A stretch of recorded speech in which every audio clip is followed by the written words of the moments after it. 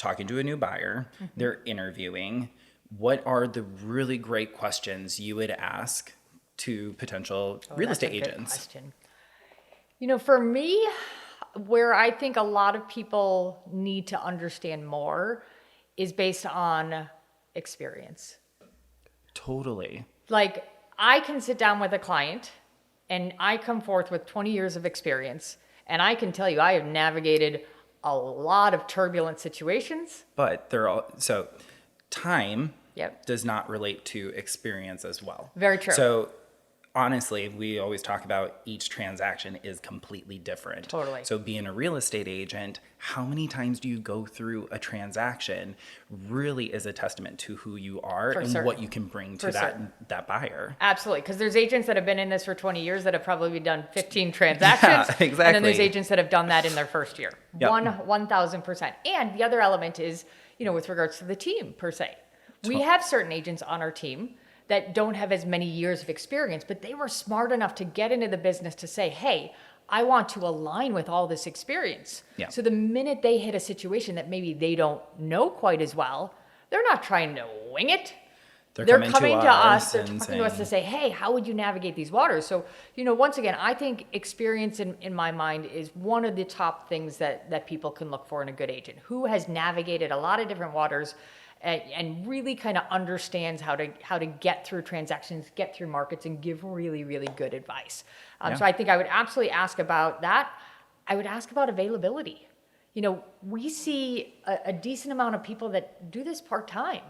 And the reality is I don't mean to talk poorly about those that do, but it's a career choice that, in my opinion, to really do it well, it's not something that I can only do at certain times of year. And clients can miss out. We've seen it where certain properties have sold during the regular workday, right? So a client could be missing out. Or if I don't have my finger on the pulse of what's happening way too many hours of the day that I even should, but consistently, then at that point in time, I'm not doing as good of a job for my clients. So for me personally, it's experience, knowing that I can rely on my teammate to really navigate anything that could be thrown at us, and availability from that perspective. Now, that's not to say, I'm going to be very, very clear. When I first got into this business, I had an absolute threshold to say 24/7. You can get me 24/7. There is a huge real estate agents that do this at the level that we do. You burn out if you do that. Well, we do. We work way more than most, right? No, totally. We are on the phone at 10 o'clock on Saturday night negotiating. We are stepping out of family time. We are doing all this, and that is part of it, right? Don't get into this to think that you can't do some. But there also has to be some boundaries, right? There has to be some balance. There has to be some of those things.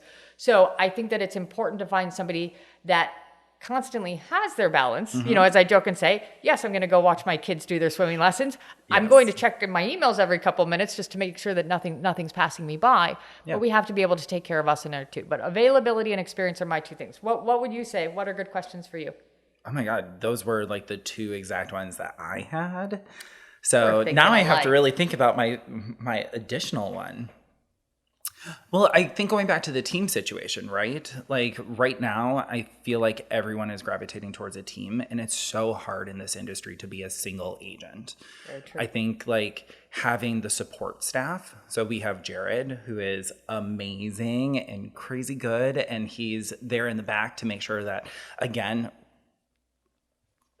I'm doing everything correctly because he's keeping the ship afloat, as I say. Yeah, we're good at like the really big picture things. We're good at talking about the negotiations and the pricing and strategy and all of that. But sometimes those fine details, that's not my strong suit. And so we need somebody on the back end who's making sure that everything is going correctly. For certain. So I think that one. Just to pivot off of that. And also, if we're not available, that goes back to the availability thing. Yep. Do I have somebody on my team that is professionally trained by me or you that is going to be there, who's going to be essentially my right arm on that showing? And I know exactly what they're saying, because a lot of single agents are out there, and if they don't have coverage, they have to go to somebody in their office, and they don't work with day in and day out. They don't work with day in and day out. And so you just don't know who you're kind of getting. So yeah, I would say kind of something like that. No, I think that that's a tremendous point. It's funny, when I got into this industry, there really weren't teams. Yeah, everyone was an individual. Yeah. And, as I like to say to clients, I think for most agents to get to the point where they have to kind of say, real estate is a multifaceted journey. Mm-hmm. And the reality is I have to admit that there's parts of that journey that I'm not the best person to manage. Kind of coming to that point, which, is not always the easiest thing to swallow, but to say, hey, there are certain people on our team that do certain things better than I do. That gives us the ability to really put the best forward. And as you said, just knowing that we constantly have coverage, that our clients' needs aren't ever getting dropped or placed with somebody that doesn't have the, doesn't have the depth or the knowledge of how we do things, is incredibly comforting for us to know. Yeah. I think the last thing that I would probably add that I just thought about, speaking of teams, is having the back end people. I mean, we talked about having a lender and like planning with your lender, but do they have a really good lender? Do they have a really good attorney that they are really confident in? Do they have a really good inspector? Like, those are the things that I'd be asking my buyer's agent when I would be looking at. For certain. And I mean, as we saw, especially last year when things get competitive, the good, bigger team really made a difference for us, because whether we were the listing agents and we were sorting through all the offers or we were representing the buyers, we saw a lot of success in the fact that we could go and say, hey, this is a really strong agent that absolutely gets the deal done, manages the client well, knows what to do.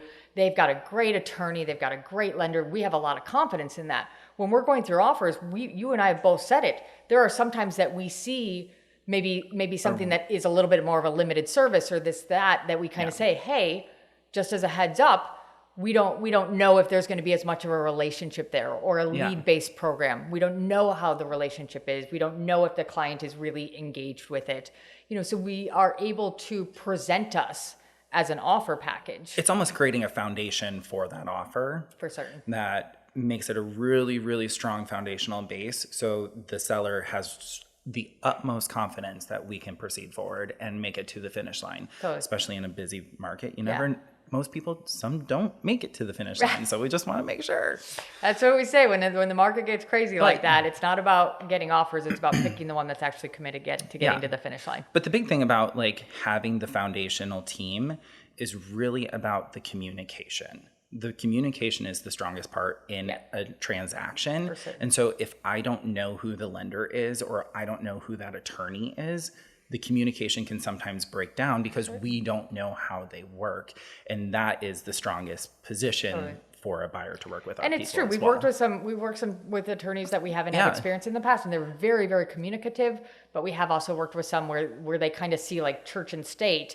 And we found that the success of our clients really happens because we are integrated into the process from the day we go under contract to the day, we're at the closing. A lot of agents at that point kind of step back, but we found success in that.